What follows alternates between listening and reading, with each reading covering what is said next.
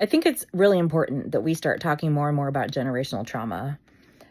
I've been sharing about what's been happening with my mother and my relationship, and I've been talking to my brother about it. And it's fascinating when you put together the dynamics of it. That my oldest brother was conceived from rape, and my mother was just a child.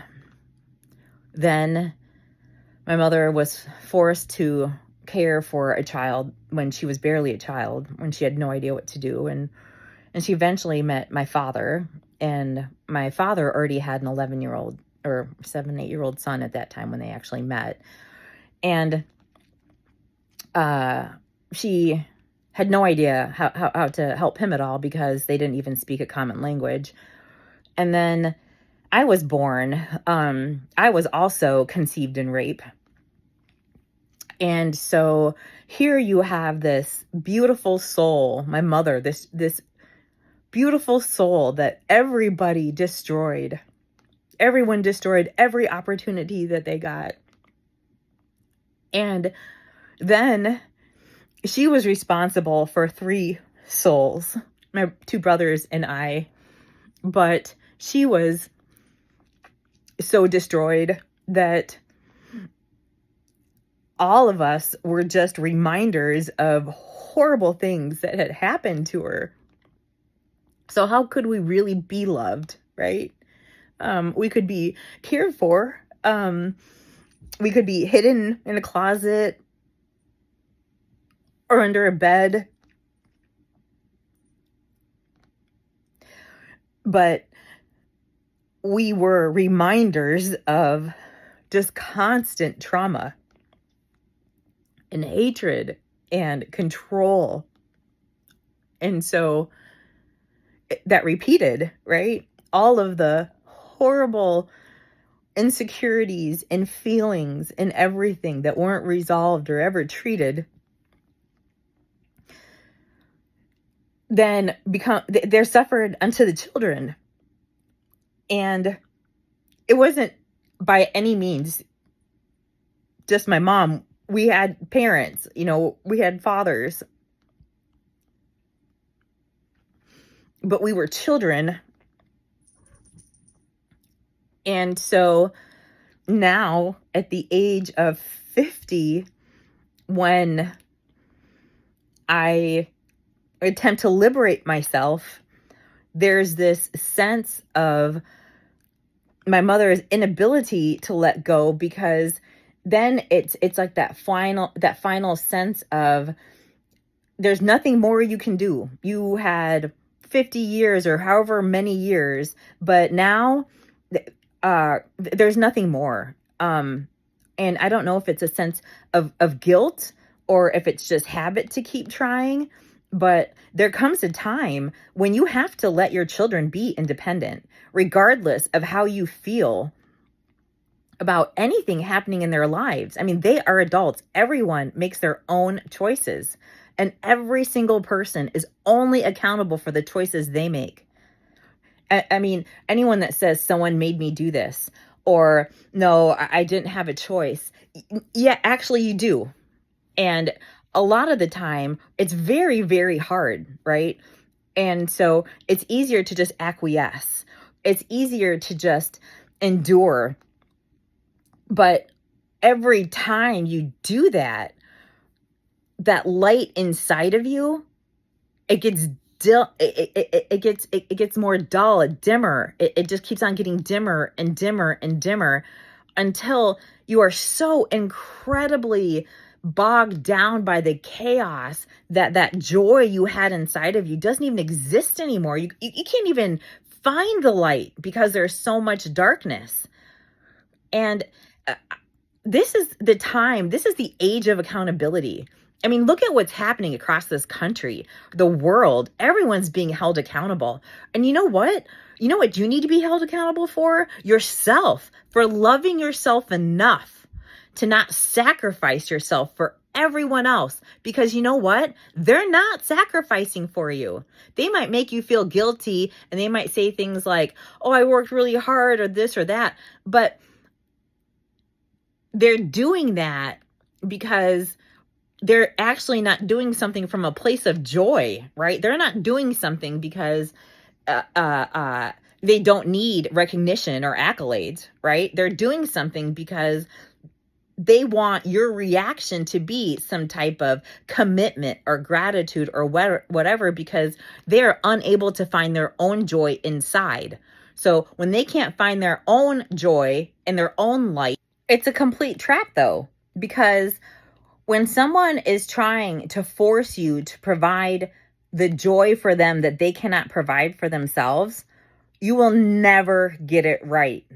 So if you know someone that, I don't know, always said, you got to rinse the dishes when you put them in the sink. So you rinse the dishes and you put them in the sink, right? And you're like, all right, that should bring them joy. So I did something that they told me would bring them joy. So I did that. Well, then it's, well, if you're going to rinse the dishes and put them in the sink, why don't you just load the dishwasher? Okay. So you rinse the dishes, you load them in the sink, or I'm sorry, you rinse the dishes, you load them in the dishwasher, and you're like, all right, that should bring them joy, right? Because those are the things they told me that I needed to do in order to bring them joy. Well, then they come back up and they're like, you load the dishwasher wrong, right? I mean, there's no winning, because the only way they can get joy is to suck yours right out of you, is to literally force you to prove to them that they matter.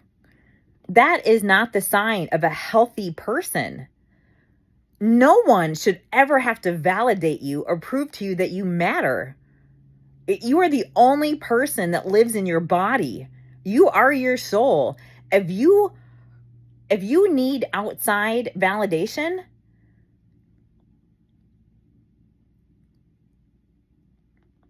you are going to suffer. You are never going to understand why people are not treating you the way that you believe you are treating them. And the reason why they aren't doing that is because they don't feel that they have to validate themselves or prove themselves, right? If you like someone, you're with them because you like someone. I mean, you like them. That's why you're with them.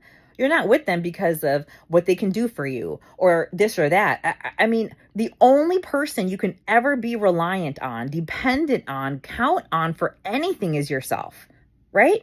I mean, we all know people can be selfish. We all know people get distracted by life, right?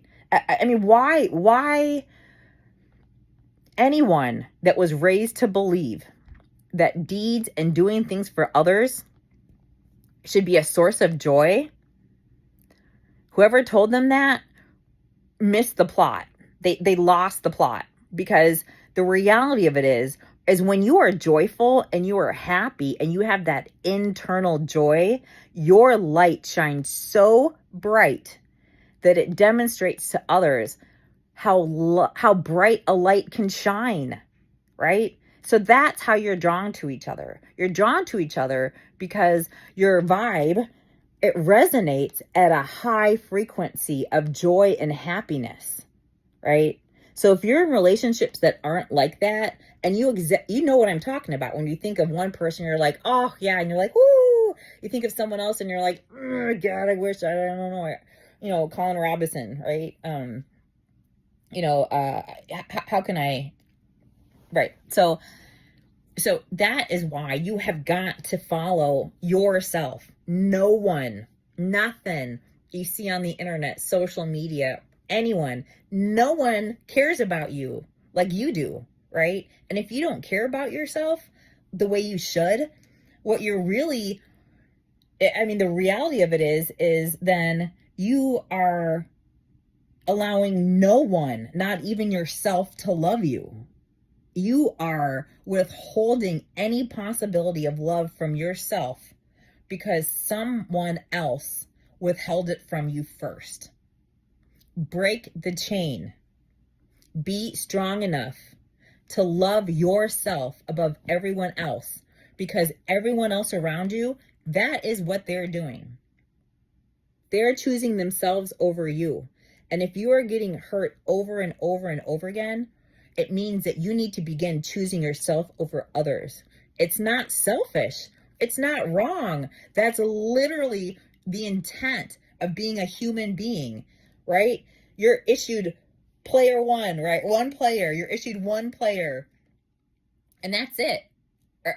I mean, there's no second life. There is no one else that can like jump in and take over and play your player character, right? It is you. You got this. You got this. Find people that make you feel good about yourself and spend time with them. And just feed your joy. Don't feel guilty. This is how things were supposed to be from the beginning. We have destroyed generations because we have not addressed generational trauma, and we have not taught people how to heal.